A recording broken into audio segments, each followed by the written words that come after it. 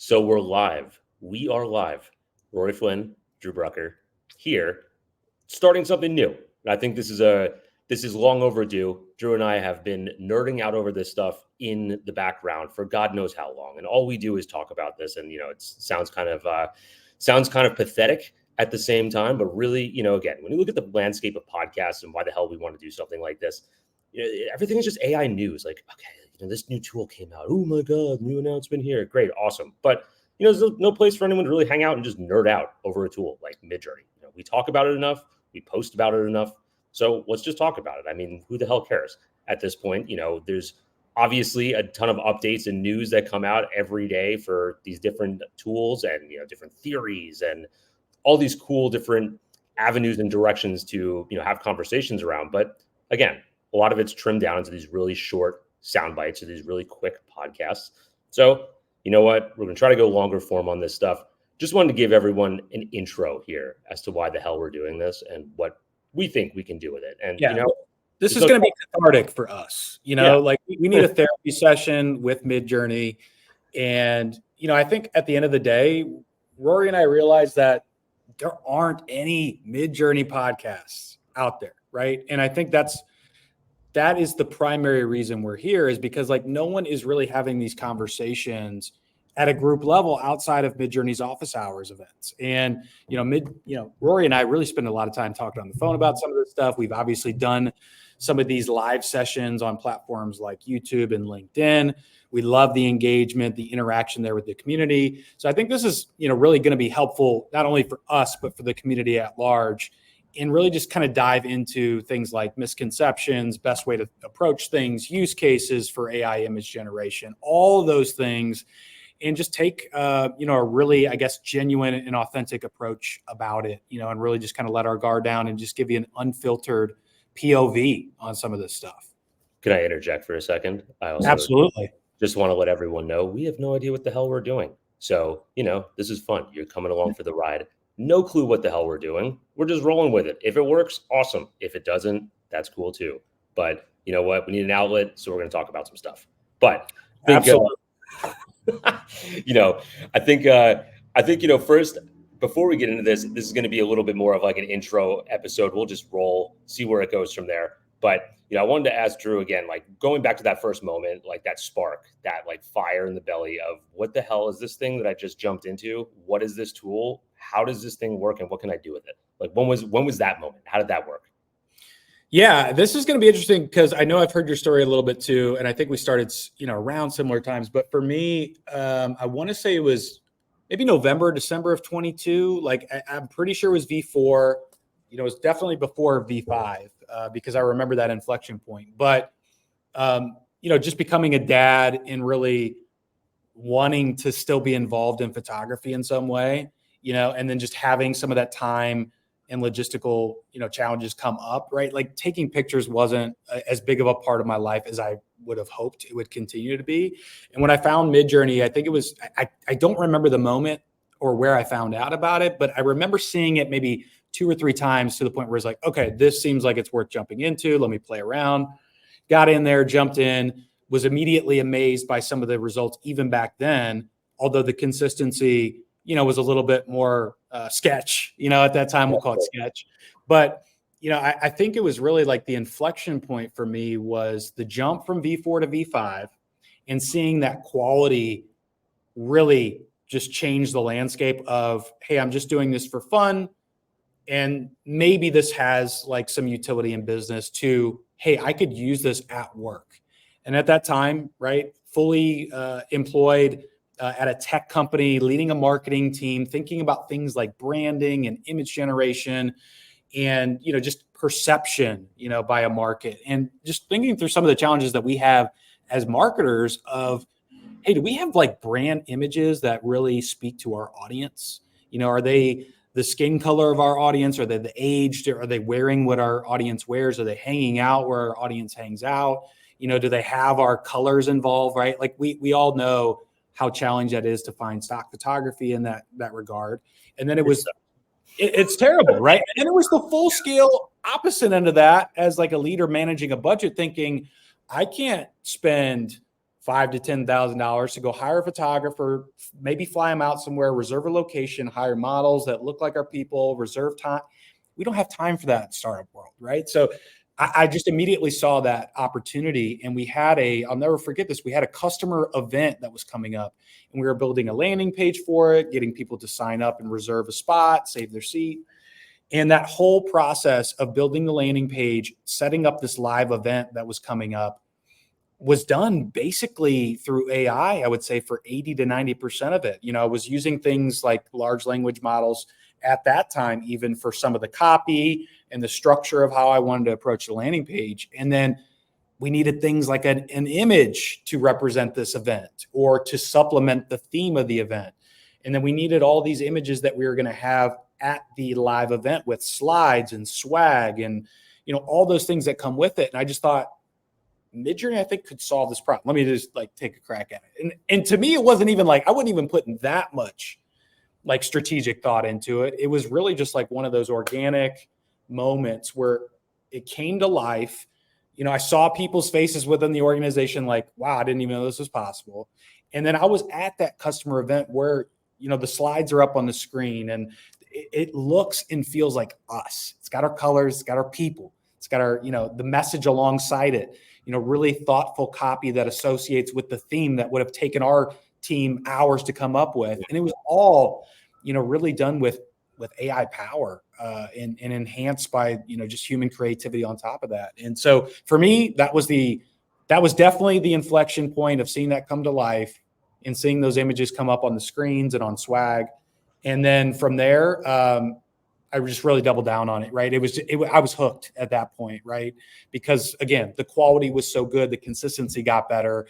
And once you put one of those kind of ideas out there and you have that proof of concept, you begin to unlock all these other different ways and use cases that it potentially has. So that's my story. I was going to say, man, there's first off, before we get into anything else, just a moment of silence for V4. God, that was the best. I love V4 so much. Just even going back to thinking, I went back the other day. Yeah. Pour one out. Went back the other day to check my archive on some of the V4 stuff. And I was like, man, my creativity levels were so much better back then when I did not have to create content. It was so much different when I wasn't trying to show how to do it versus when it was just pure, right? It was being a kid. Oh my God, whatever I want. This is so random. It really was, dude. That that is such an underrated explanation of it. Because I just my remembering is me sitting in my basement at night, just kind of the lights really moody. And I'm just sitting there coming up with just random images of things that, I'd never use probably, but, you're just seeing those things come up for the first time. And that was just one of those technological moments where you're just wow, this is now capable and it's only going to get better from here, and that when you think about that, from a meta level, you're just holy shit, this is special. Also, the dopamine hits back then, no joke. When it was harder to get what you wanted and you put in all these generations and it was slower and you were on Discord and it was just one of those, all right, I'm going to try to get an alien levitating in the middle of a desert, but I want it to look photorealistic and I want it to have, vintage 1960s inspired fashion. And it's just what the hell? When you got it, you were damn, I know. Yeah. Now it's not the same. Nailed it. Inject it right into my veins, because it was the inconsistency at that time was almost a good thing because it mattered more when you got the right thing.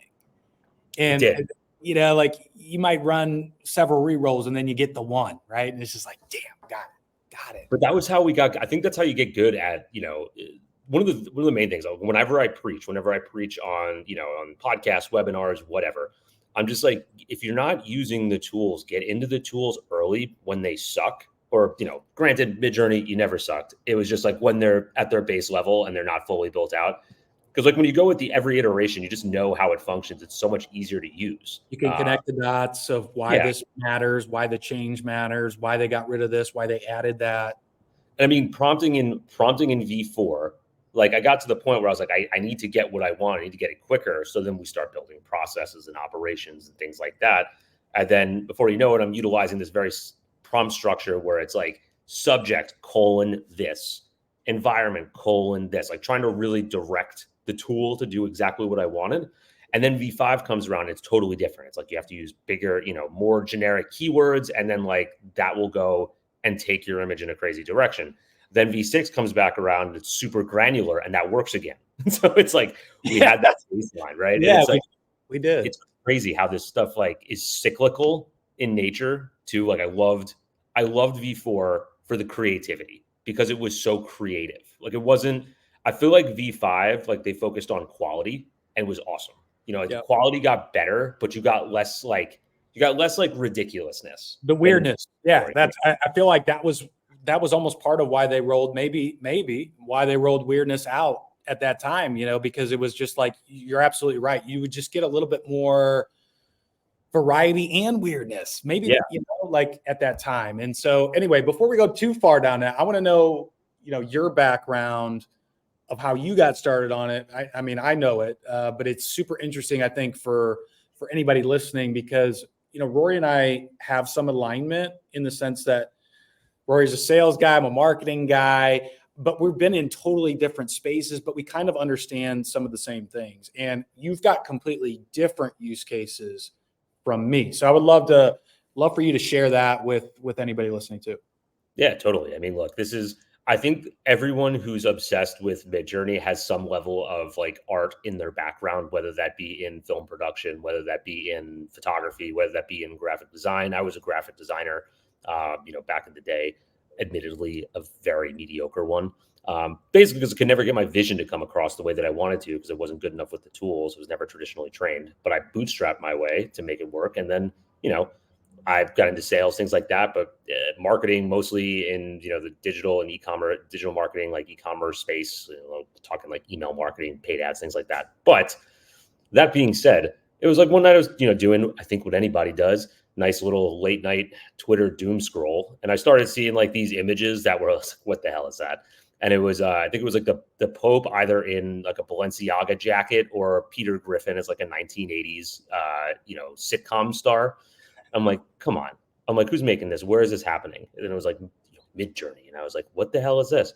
Then I went on the site and it was like, you have to get to Discord. You have to connect it to Discord. I'm like, oh my God, what? I'd only seen Discord in like the NFT and like crypto community. I was so far behind there. I mean, I had it, but I never used it. And then before you know it, I jump on one night and I'm just like, okay, let's make a dog collar brand.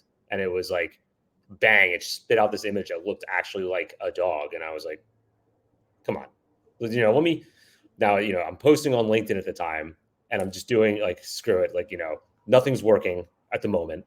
Let's just post this whole like, brand idea that I came up with on, on Midjourney. Viral. And I wasn't expecting right away.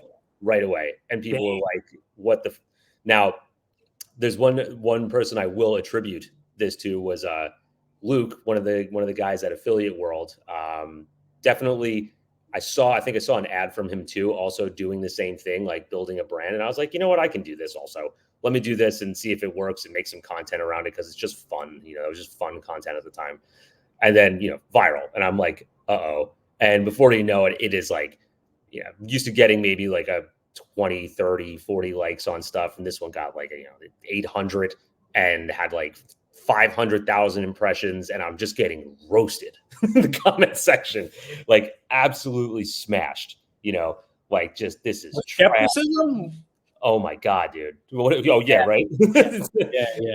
And I was like, guys, this was fun. I'm not trying to build a brand with the goddamn, Midjourney tool. It was just fun. And too many people think it's got to be, too far. It's got to be, exactly perfect, or you mean it, like there's no middle ground for you to use AI. Sometimes people are either all in or they're all out. Right. So, I mean, like I see that a lot with people that don't seem to really be playing with the tools. And that's funny.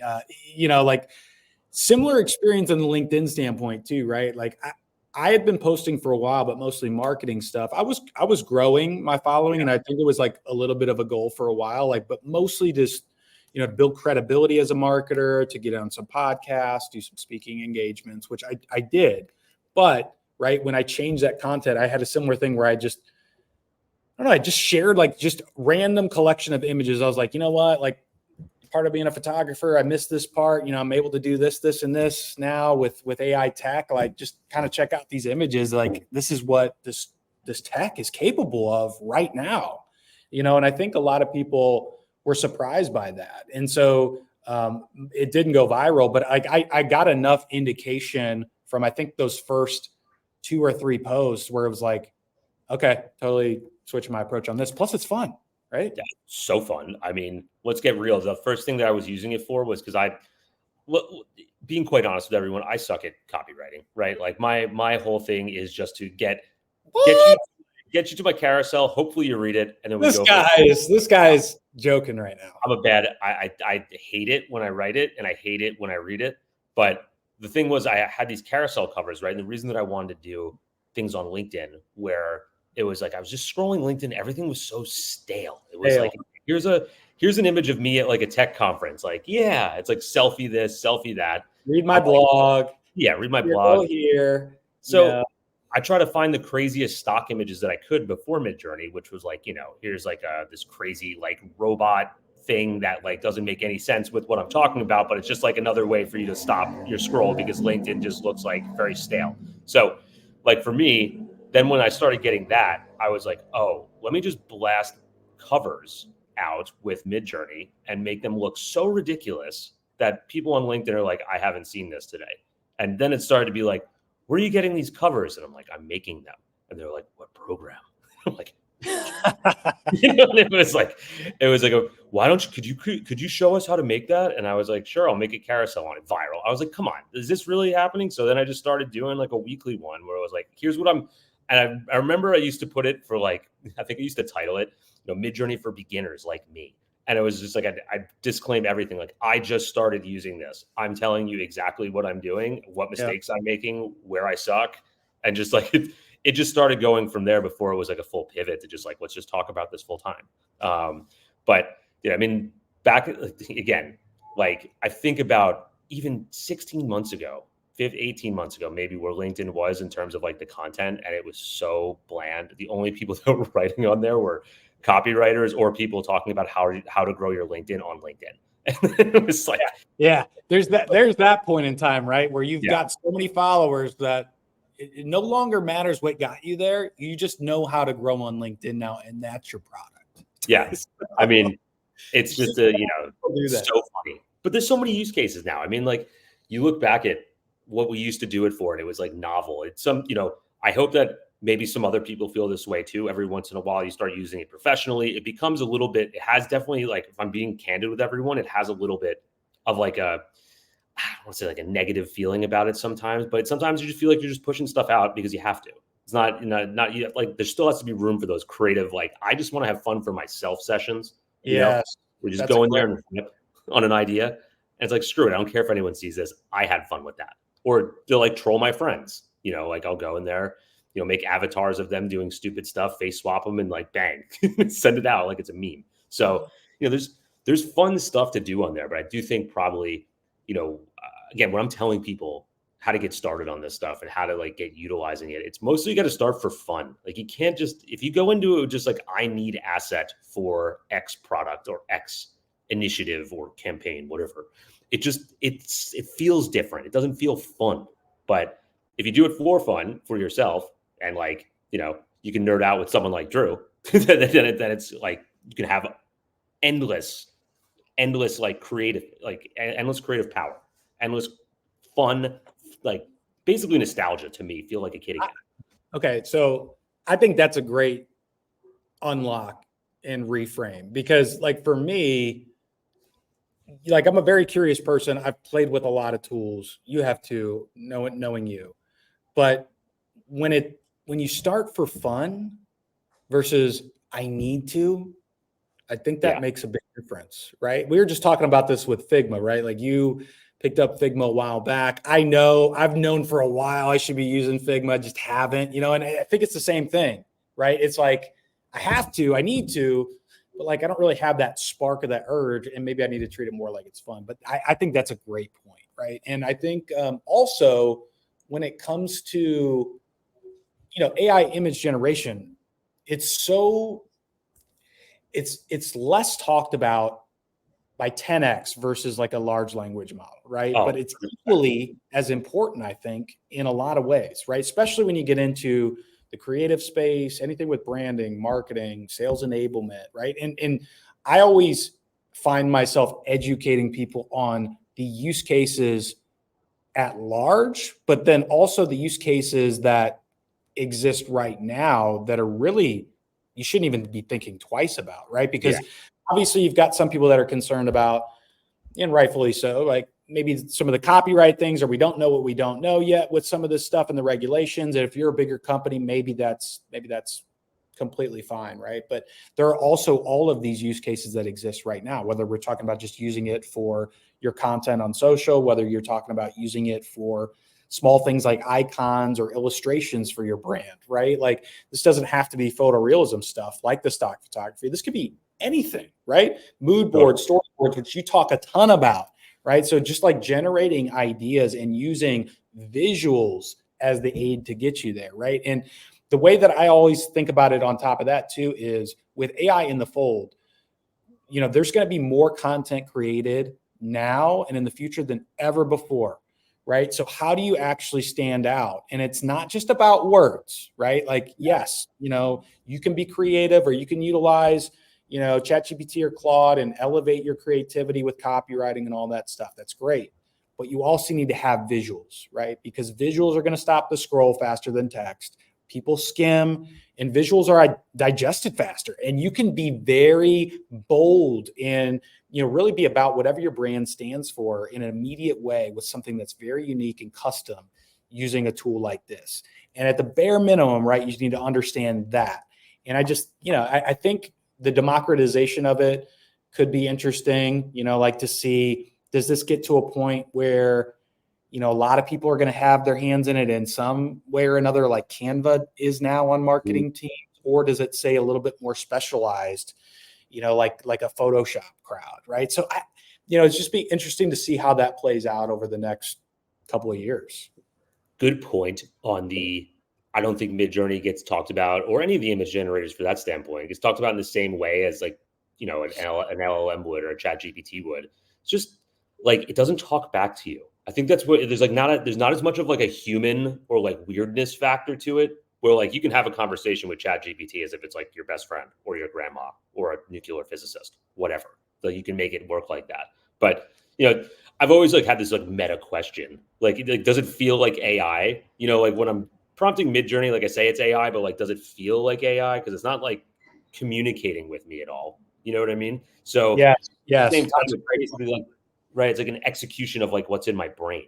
Like I'm just trying to get it out, it's producing it. Versus like ChatGPT, I'm like interacting with it, which is different. So I don't know if it's going to get to that point too. It might get to that point where you're looking at an image and being like, okay, like, instead of like just prompt and generate, it's like prompt generate, similar to what it is like in DALL-E, where you can like talk to it and be like, oh, can I change like the background color to red, whatever.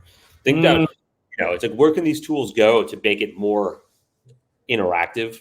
Yeah. Because that's going to be useful for people. Because right now we're like, I still consider it like hacking, right? Like a lot of this stuff feels like it's hacking, like we're breaking down prompt structures and building out different formulas and whatnot.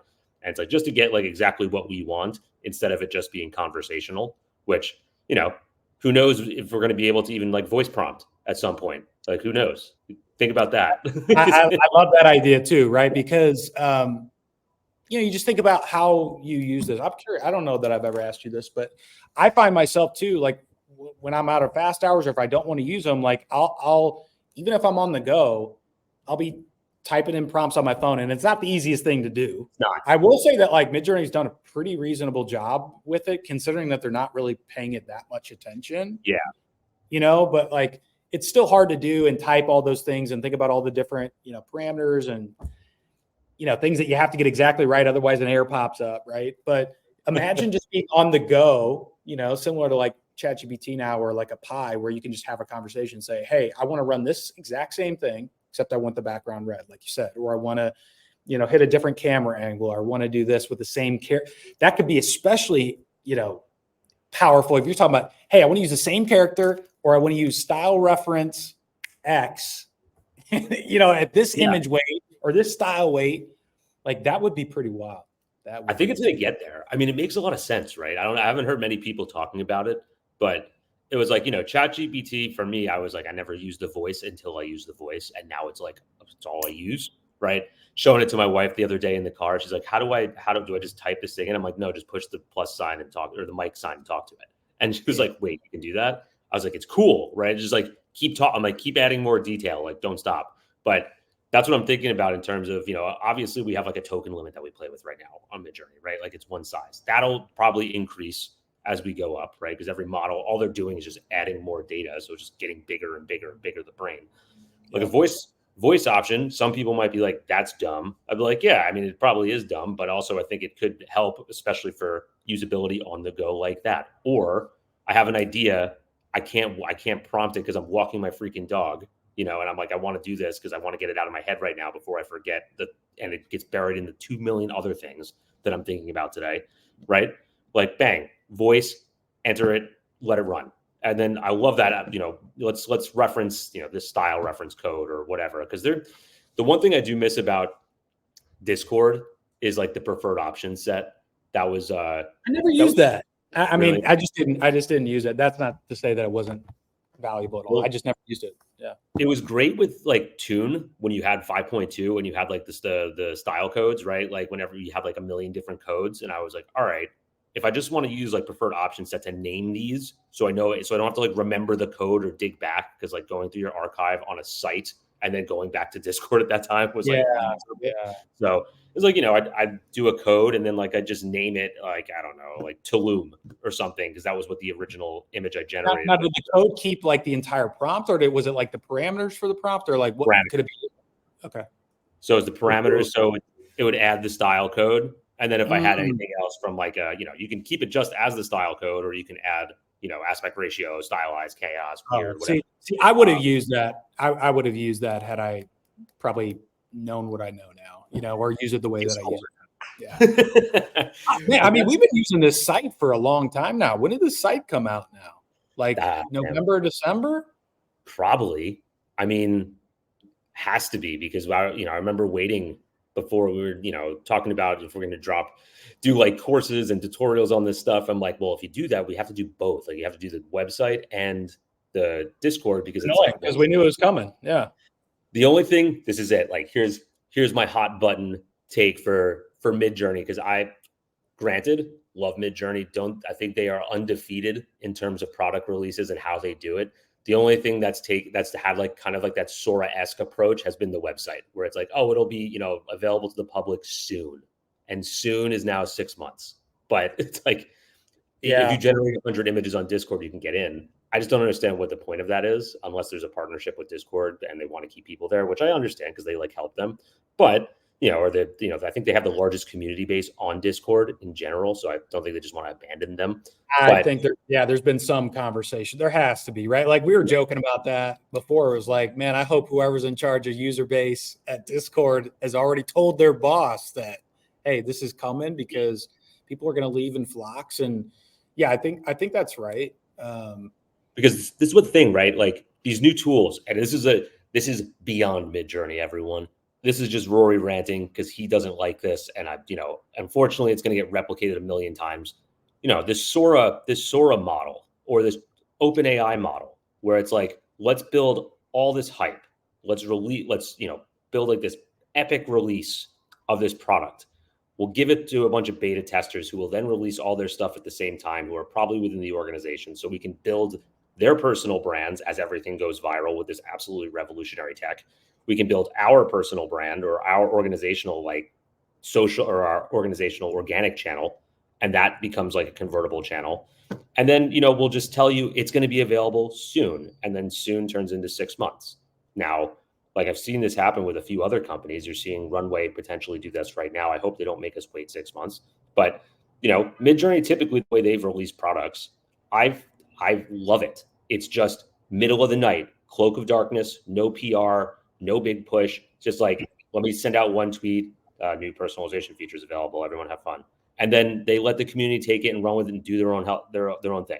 So it's like, to me, they go, they listen, they look at, you have the ability to make feedback or provide feedback on the website. You can talk on Discord, you can suggest ideas, the community votes on them. And typically whatever is the highest, has the highest votes on it, they go and do it. So it's a whole new way to build a company and to market a company.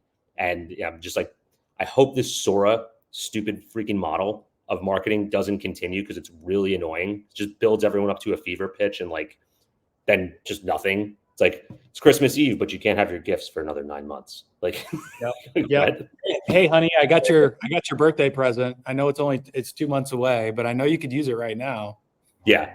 I mean, so who, I am going to be the biggest hypocrite of all time. I'm going to say, screw Sora when it comes out. I'm just not going to use it, but I know I'm going to use it right away as soon as it comes out. But still, I just want to hate them right now, because it's just I don't blame you. Come on.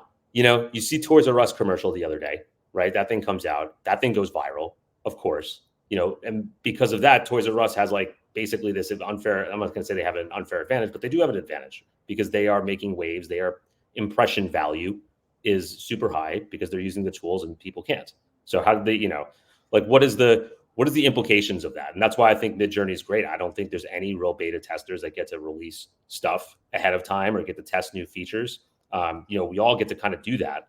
And then from there, I mean, really, the only thing we were allowed to beta test was the website. And that's for people who had used it. Now, granted, that's not revolutionary tech. That's a website. That's a little bit different. So maybe I'm talking out of both sides of my mouth. But just they do things that's a very product and consumer centric way, where it's we focus on the product. We want it to be good for our customers, and we're going to give them access to go do whatever the hell they want. Marketing wise, who gives a shit? If the product's good, it'll pay for itself.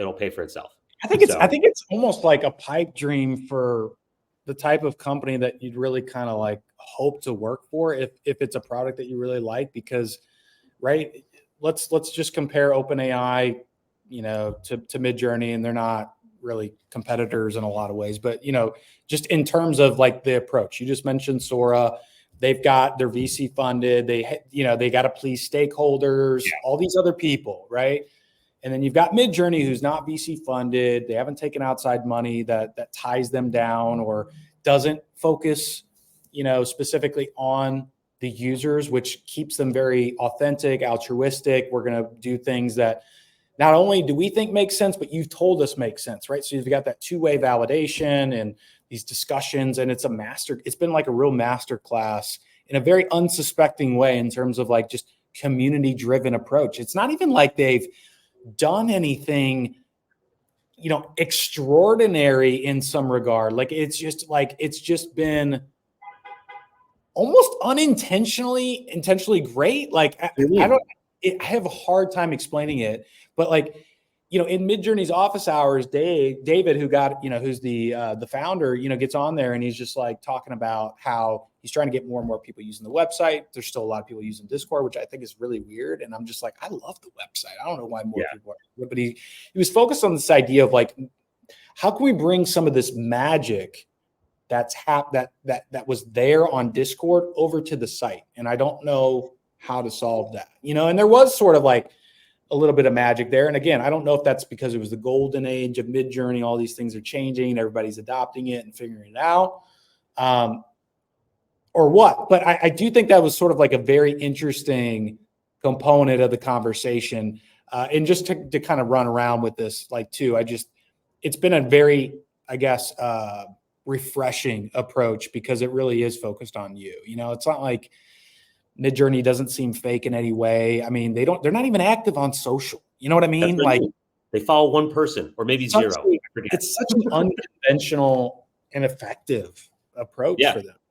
This is what I'm saying. To me, I always felt like they didn't, I don't know if their intention was to not market at all or just let the community do it, because we go out there, we get so hype about what they do because we produce, they produce it on our behalf, essentially. Oh, you know what? We release style codes. Style codes are awesome. But I want to blend two style codes, but you can't do that on the site functionality. Great. So I'll hack around it and use sref for 2 different images or 5 different images to create this total combination of style codes. They start seeing that stuff. They're like, okay, we'll build a function that you can add to, and then you can weight them. It's thank you. You just did exactly what I wanted to do, so I don't have to hack around it. I mean, how many times was it, okay, we're trying to build consistent styles and aesthetics. Let's find a text prompt way to hack around it. Great, SREF. We can't get consistent characters. We're doing like character sheets and all this other stuff to try and like hack around it. Bang, they come out with character reference. It's just like they get it, they listen, they see it, and then they produce something for us, and then they don't have to market it because we're so damn excited. We go and post about it. We're like, look what you can do. So, it's a really, I don't remember if I can think of a product that did this. That was this product focused with a community. And then, from there, just like doesn't have to do any PR, doesn't have to release a commercial. The only like marketing material they have is like their magazine, and they do that only for subscribers. So it's like not even doing it externally. It's, I can't imagine what the value is for them. The social play. I mean, I do think that's part of the magic, right? Because you've got all those channels in Discord, and I was just thinking about how do they take all those consumer insights and leverage them then, right? Because they've got this community, they've got to do some of that. And that's a piece of, I think, why they're still holding on to Discord right now, right? Because they do have access to all these different channels with micro polls and announcements and prompt battles and, alpha ideas and bugs and fixes, right? And they've started to move some of that over to the site, right? But more of the social and ideation chat, channels and things like that, those don't currently exist on the site. So there's a big piece of that social component that's missing right now. And I don't know how soon they fix it, but I know it's on the radar, but I would imagine you're going to see Discord still for a while until they've really solved for that, because that is the magic. That is the sauce. Yeah. Well, going back, that's a really great point about the magic, right? Like that goes, let's circle back. I don't know, 30 minutes ago, it's when we were talking about version 4, where it's like, I have a positive association with Discord because of those days, like the same way we probably have a positive association with like AOL Instant Messenger, like AIM back when we were, growing up. It was like the tech wasn't great, but we had fun on it because it was new. And it was like, I can talk to my friends instead of away messages with like, emo quotes from bands in the early 2000s. What was your MySpace song, man? God, let's get a top angle shot looking down, like very one eye, maybe his shadow over here. Yeah. Probably some, God, I don't know, Newfound Glory or something in the background. Newfound Glory. Taking Back Sunday. TBS. Come on, baby. I mean, come on. Brand New, the whole beat between Brand New and TBS. Come on, man. We go deep. 41. Yeah. Anyone here who has no idea what we're talking about, probably too young. There was a phase. It was great. And it was short-lived, but we still listened to it. It wasn't a phase, Mom. Sorry. There's like that association with like that time where it was so new and it was so different because it was so crazy. And I think that's the point, is it's like there's the nostalgia effect. There's also this really intangible but important time where, because a concept is new, you palette the imperfections within it and you like that about it. Yeah. You know what I mean? I'm going to make kind of an association here, but like, think about this. Like, if you're a hip hop fan, I still think like hip hop and rap was the best 90s, early 2000s tops. Of course. Right? But most of those beats at the time, right? Like this for auto tune and all those extra things. But like, people are making beats on these little mixers that aren't even supposed to be for this, right? Like, people are being creative with the tools that go on to the future to really change the entire little, group or community. And I think like even the imperfections in that process, right, are just something that you can hold on to, and it just feels more magical, for lack of a better word, right? Because I think there's something to that nostalgia effect too. And then you and I have both gone through this journey of when we started and like how our lives kind of changed a lot, because of that, right? Like we both talked about, like, you were at an agency, I was leading a marketing team in tech, and both of our lives have changed a lot since then, right? Not only did you become a dad, which huge change, but like also, right? Like people started, like we both understood how appetizing this type of concept in tech was, and there weren't as many people talking about it, and we filled that void. And in return, right, like that only fueled our fire more because we wanted to lay down that bridge and educate other people because we knew how important it was going to be. Yeah. Still, we know how important it's going to be in the future, right? And so I think it's important to consider that as well. And I think it all comes from, like, again, because the initial, like, intro to this was so shocking and it was so visceral.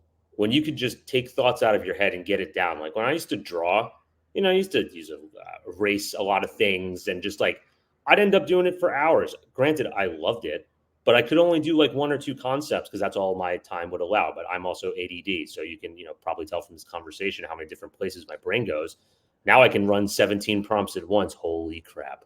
Like that was, and it was really just going from there. And I don't think, anyone really saw it as powerful in the beginning. And I don't think either of us were just like, we're going to do this thing and become like, like just talking about Midjourney all the time. We're just going to be like, AI bros. It was, I had to use it in the business. It was sink or swim at that point. We didn't have any other options. And it just happened to be something that we could utilize. And it wasn't, from a, for anyone who doesn't know this and, just starting to listen, this started with email marketing for me. Like, you get all those stupid emails, everyone in your inbox, you go back to those promotional, that promotion tab, maybe like never. But, again, for us, it was like, we had to do 10 plus emails a month for 90 clients. It was 900 emails a month. We just didn't have creative. So, we'd always using the same stuff over and over again, and everything, metrics falling, whatever. It's like, how do we tell better stories on here? How do we make better visuals? And that was the one way, is just plug it in. Can it do brand colors and, salad dressing that we're trying to market? Can it have, the active ingredients, avocado oil? Can we have a picture of avocado and oil in the brand colors? And that's what the story is about. It worked, and it was quick, and it was easy. And back then it was small format, email wise. You get 90% of people that are opening on their phones. You didn't have to have an upscaler, 1024 pixels by 1024 pixels works. So Yeah. it just happened to be like perfectly slotted. And then it's like, wait, where else can this thing work? Then you start going and you realize it can help teams internally. It can help your whole company. But, I think a lot of the use case, like I keep coming back to it, is that I think a lot of people are just probably getting onto this now because it's either like the company is telling them, their friends are telling them they got to do it. It's like getting more kind of mainstream sort of adoption in the workplace. But it's like comes back to having fun with it, because if you don't want to like actually create things and you have to create things, to me that's the biggest difference, like the biggest dichotomy. You're going from side to side here, like one. Same with writing, like with writing or even photography. Like I just think about like I could have gone all in on photography if I wanted to. Like I could have done more side hustle gigs to take photos for money. I did that a few times, and then I realized, like, I want to take pictures of the things I want to take pictures of. I don't want to take pictures of somebody else's family, like at a park. Like even if it's for money, I don't want to spend an hour with that. So like I think it's all of like, where does that line exist for you between fun, and I think if it sort of organically makes its way into the picture, then it's a little bit like less, there's less friction there, versus just kind of embracing it in that way. So I think that's like a main, theme and underpin for this particular combo in general, I would say. Because I get it every once in a while, right? Where I'm sure you probably get this too. I start looking back at my archive and I'm like, this stuff looks so boring. Because, I'm not saying my content is boring. It's just when I'm explaining it, it has to be simple, right? Like it can't be what I want to do, which is multi-prompt, add 17 different SREFs, change, add an image prompt, switch the image weight, do all this other crazy stuff, dial up the chaos value, vary, use very subtle, very strong. Like when like that process, impossible to explain on paper. Like I could probably do it in a video, but it's just too many variables to explain if everyone doesn't know it. So, when I get to that point, when I look and I'm looking for an image and I'm like, none of these things stand out, I'm like, I got to go have some fun. I just have to put the content creation down for a minute. And then I'll just go create what I want. And maybe it's going on the explore page. Maybe it's like I'll see something on TV, turn on Ancient Aliens or something and be like, okay, I need to, let me create some Anunnaki stuff and like Oh, really from there, like, oh, ooh, what kind of Anunnaki tech or landscape or, like ritualistic kind of like ceremony can I try to create? So yeah, and then before you know it, that stuff ends up leading to, oh, now I figured out how to do X. That's originally how, because I wanted to use Runway, right? Like when Runway came out, I wanted to do Runway, but I wanted to do Runway well because I wanted to see if we could use it for business, right? I wanted to see if there's any use cases for it. I knew I could create, like the first thing I thought of, but that wasn't, I need to create full-fledged videos. I was like, I can create now GIFs for emails, like GIFs, like simple, right? Like I can create a video file, 4 seconds, loop it, GIF, great. and again, customizable, right? Like there might Yeah. not be a GIF that currently exists that would speak or be custom in that way, right? Whereas creating something on demand, again, another huge Totally. unlock. Yeah. And it was just like, oh, but like I need things to be consistent. But Midjourney doesn't produce overly consistent. So how do I like basically come up with a consistent structure to make things look exactly the same? Doesn't need to be image prompting. Doesn't need to be the text prompt. Doesn't need to be seed. Doesn't need to be whatever. So it's like all these little things that end up having, it's like all these little problems that you solve for basically other things half the time that end up being like translatable. So it's, the thing is, I haven't really found a limitation except someone the other day. This is a good one. Someone the other day asked me, and I apologize if I didn't get back to them because I saw it while I was like, 3:00 in the morning doing my night feeding with Faye. And like she's wailing and I'm like, one arm feeding her with a bottle, the other arm like scrolling to try and like stay awake. And someone asked me, can you actually generate an upside down goldfish in Midjourney with like the light coming in from the top onto the belly? And I was like, yeah, why not? I spent like, I put her to bed at like 3:30, 3:45. I probably spent like an hour and a half trying to figure that out. It was just not working.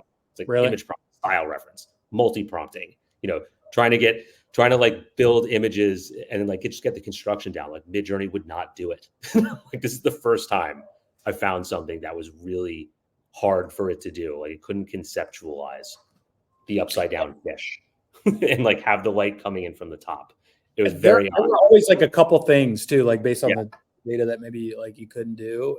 But I just want to go back to one quick point because you made something very interesting. You're talking about how the creative process or having fun might actually affect, just sort of how you move forward with things. And I really think, like, for example, you just mentioned like the consistent, how do I get more consistency? While there's not this direct and easy way to do it, that's what people do is we try to figure out a loophole or a way around it.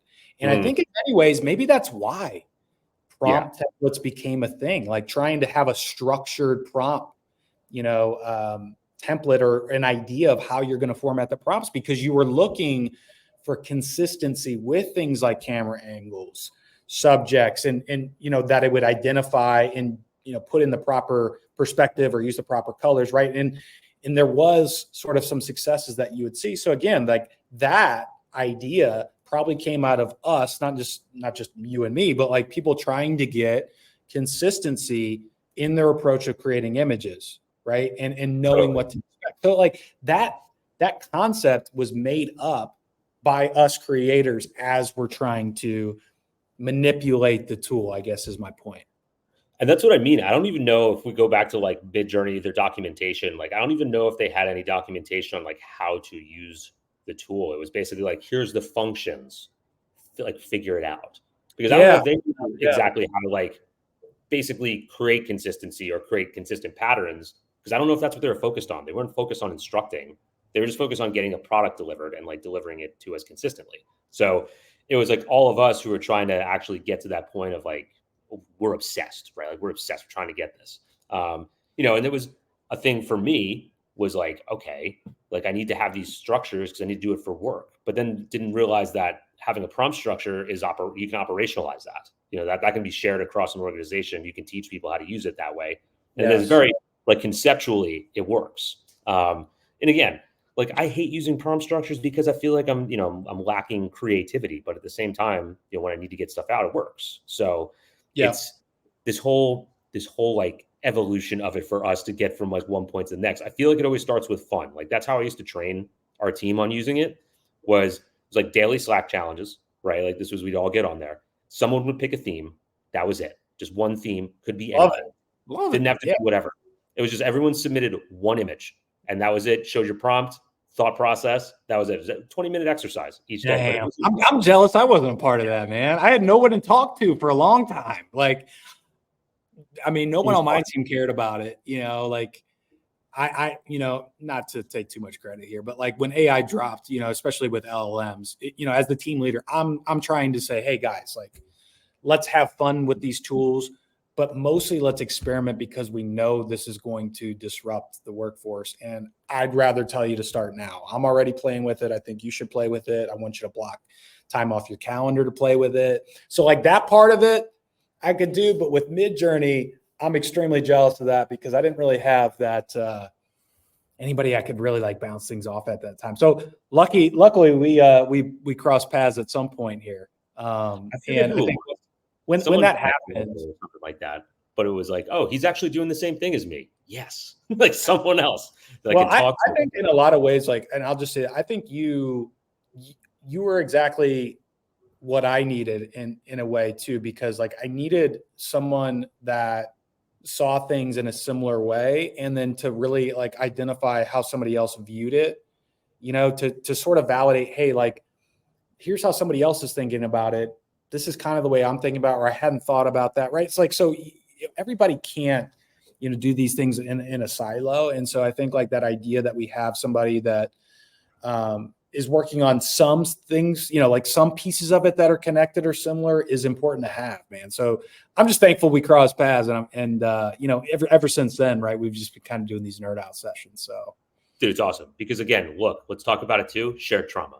Like there's also times where we're just getting roasted. Like I just remember oftentimes there was days where it was like, I put something up and I knew it was going to be kind of controversial, but having someone else that's like, all right, yeah, they're doing the same thing. You know, like I'm like, okay, all right, cool. It's not just me taking grenades in the trenches by myself. Someone else has felt this, and I'll never forget it. It was actually, it might have almost be a year ago, July, when I made this spec ad for Nike using Runway and Midjourney. Yeah, I remember that. I remember it. Yeah. I swear to God. And I did everything with AI, and I had, the music made by AI and whatever. And it was just roast fest from everyone. And I guarantee like 80% of those people were nerding out over Sora when it came out. And I was just like, my whole message was, it's like, this is where it's at right now. This is like, that was a year ago, dude. And I remember that one. I remember that. But it was just like, no, but like at that time, I mean, I hadn't seen anybody like really manipulating the tool that well at that time. It was crazy. It was crazy. But like, having said that, dude, I mean, you had plenty of people too that were like, dude, this is crazy. This is wild. Like, so, I mean, yeah, it's important to have the haters too. We welcome the haters every once in a while. It depends how much patience we got. I mean, if you're just like an AI critic in general, like, yeah, I don't know if I have the time to really get new opinions. It's boring. I got to stay away from that, but having said that, right, like I think there's something to say for people that feel conflicted, and have valid concerns, relatively speaking, in terms of like, how far is this going to go? I'm worried, I'm anxious. And I think like, you don't have to be either, excited or scared and anxious. Like, I think for a lot of us, there are going to be great things that come out of this. There's probably going to be some bad things that come out of it too. They're not mutually exclusive feelings, right? You can feel both ways. So it's the thing is, like, again, with the recycled AI opinions, like, I get it. If you're just parroting it, it's like pointless. Like, come up with a more nuanced approach to it, because we've answered that question 600 times and we've battled that battle 600 times. Everyone, that was like when I started to get pissed at the hooks on every single platform. Like, AI is not going to take your job. Someone with AI will take your job. Yeah. Who knows AI will take your job? Whatever the hell that thing was. It was just like, all right, we get it. Like, we've heard it 30,000 times. And then you still have the people too that were like, yeah, my friend said it best. AI is not going to take your job. Somebody using it. It's like, no, your friend didn't come up with that. We've heard that like 1,000 times already for at least a year. So it was like so insane that just took off, and it was like the mantra for like 12 months. But at the same time, like the thing is, this doesn't have to be for everyone, and everyone doesn't have to use it. You don't have to use it. Not everyone had to use Photoshop when it came out. You could use other things. Like you didn't have to use a video camera when it came out. You could still take photographs. It's just like whatever the market demands is what the market demands. Unfortunately, that's a really opinion that most people don't like. But at the same time, that's just what happens. And these tools are now available to us to actually go ahead and create whatever we want to. I think a lot of people also get this misconception that everyone that uses these tools is just like new to their task or like new to their industry. Like people who are using ChatGPT are new to copywriting, right? There's probably a lot of copywriters that are great at using ChatGPT because they know exactly how to instruct it, right? Same thing with you being a photographer. You know exactly how to instruct a tool because you've taken thousands of pictures. You've thought about and calculated all these different things in your head to like, I actually want to have backlight using this type of focal length because that's XYZ going to make it look like this, right? So there is a creative thought process. People think that you push a button and it comes out. It's like, no, like that's not how it works. Please go on and try. Because most of the time I feel like that's coming from people who've never tried to utilize the tools or haven't fully like understood people's thought processes to get to the end result, because there is a creative process that goes into it. It's really not just man in a park, enter, bang, killer, winner. You've got to like it's we've almost got two jobs to do, and I think it's you and me and anybody listening to this, which is you don't have to necessarily feel like you have to educate people on exactly how to use the tool, right? Like okay, let me put this in marketing terms. Because I'm leading a marketing team does not mean that I need to know how to be an SEO expert, right? If I have that skill, that's great, but I don't have to know that. What I have to know is why I'm doing it and why it's important, right? And the use cases it has and the value it has.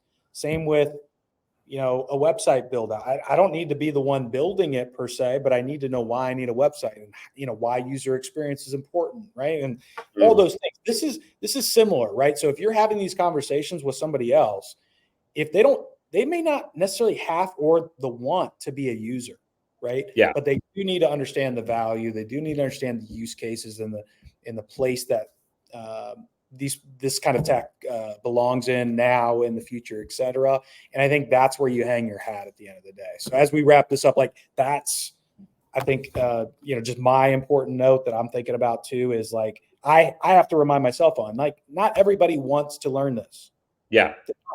Right. Same with Photoshop. Not everybody's going to be a Photoshop expert, but you do know that like designers use Photoshop and why it's important. Right. So it's important. I just think it's like good to build these skills in any way, shape, or form, because I feel like one tool translates to the others. Like I think learning ChatGPT for people is probably not because you have to, just because if you know how that tool works, you know how Claude works, you know how Llama works, how they all work, right? It's like once you used a laptop for the first time, you use a Mac, you could use an IBM laptop. It's really not that different. There's subtle intricacies, but you just know how to use a tool. So to me, it's just getting on this stuff and knowing that it's going to be part of our lives in some way, shape, or form. I don't know to what extent it looks like in 10 years, but at this point, we all know it's going to be part of it. You're going to have, your jobs are going to probably be moved into this direction at some way, shape, or form. You're going to use it in some tool in some fashion. And then, there's a lot of companies that just embraced it, that just took it and was like, screw it. This is what's happening. Like, it could replace us, or we could make it, a bionic part of our business and make it actually like a different revenue stream or a different arm of our business and see how it integrates. So, kudos to the people that just like said, screw it. Like, we're just going all in because, again, it's going to help. It can only help. I have probably some apocalyptic thoughts on more of like the ChatGPT side than I do Midjourney, but I think it's pretty interesting, especially where Midjourney could go and just like the future of what it could be. Because I think it's, again, not to go too off topic here, I just love the fact also that this kind of creativity has been put in the hands of like me, not someone who works at Google, not someone who works at NVIDIA, me. stupid little me who can, pay $20, $30 a month and do whatever the hell I want. So that to me is priceless, because you look at what's going to happen with, democratizing creativity, right? Where now, this is why I think Hollywood probably feels like they're in trouble, which is, again, now independent creator, if you have a vision and a story to tell, you have the tools. Back then it was, you had to have the production capacity, the tools, the financing. You had to have, get like basically everything approved by a studio, whatever. So now you have that. And if you have distribution or an audience, you can create your own little channel. You don't have to rely on someone like Hollywood for the most expensive camera in the world. You don't need a whole crew necessarily. Like, you don't need a whole space you have to rent out or buy out. It's the same idea too, like with the photography thing that I've told you many times. Like, I don't have to have all my gear, take it all out, have the time to drive down here, find parking, blah, blah, blah, blah, blah. But I think that's the perfect way to kind of conclude this episode, because I feel like we've really talked around everything as it relates to our interest, why we got in this, AI visuals at large, the impact, the use cases, how to maybe view these things. Do you have anything else that you think you want to drop before we dip? I don't know. I think that was pretty good. I think we went on a good little run around there. Yeah. I mean, that was dope. It's our first shot, guys. Give us a freaking break. All right. Yeah, please. And Midjourney, no more drops when we're on the go. Check with us first. So we're in a good place and we're safe. So no Friday night, 12 p.m. drops, Yeah. And or also, if we're traveling abroad, forget it.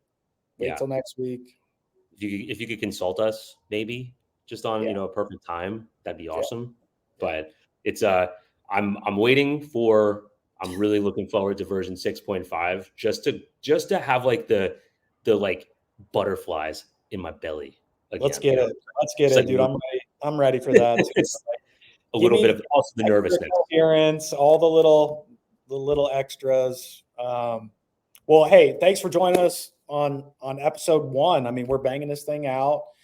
You got something? Are you raising your hand, or are you just saying? No, that was just episode 1. That was episode 1. We're gonna keep going from here. Hey, we're only going up from here. I think this is like a much needed space for this space. We're just thankful to be a part of, your preference to take in this info, and we're happy to share everything that we know. So join us as we go through this journey together. Let's kind of keep going through this and riding the wave. Let's do it. We'll catch you guys next time. Later.